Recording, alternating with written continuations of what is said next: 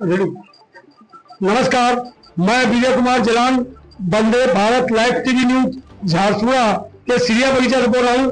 आज जो यहाँ सर्व हितकारी पत्रकार महासंघ भारत उड़ीसा प्रदेश कार्यालय में आया हूँ।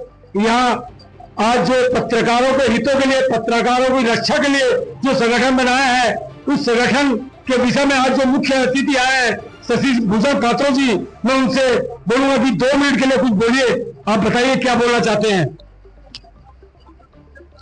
सर्वहितकारी पत्रकार महासंघ के 5 वर्षीय स्थापना दिवस के अवसर पर सर्वप्रथम हम शुभेच्छा और अभिनंदन ज्ञापन करते हैं। सर्वहितकारी पत्रकार महासंघ आज तार 5म वर्ष पदार्पण कर अवसर पत्रकार आम राज्य सभापति विजय जलान महाशय को अभिनंदन ज्ञापन कर शुभेच्छा ज्ञापन कर पत्रकार महाकाश संघ जो उद्देश्य नहीं स्थापन कर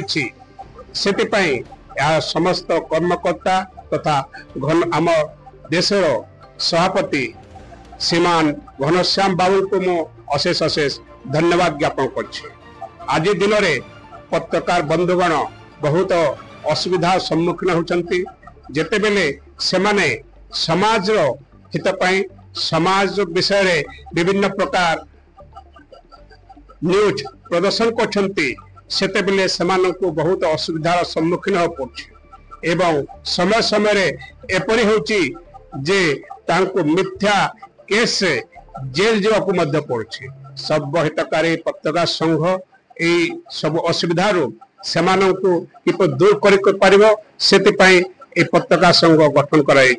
मो स्थापना दिवस से मो समस्त को अनुरोध कर माने प्रकृत सत खबर को लोकलोचन को आंतु एवं समस्त को खबर विषय सूचित करने सहित देश किपर उन्नति हेबो तथा पत्रकार बंधु माने किपरि तांकर कार्य दक्षता हासिल करने सहित प्रकृत सत्य खबर लोकों पाखरे पहुंची पारे से चेष्टा करतु। समस्त नमस्कार, धन्यवाद, जय हिंद।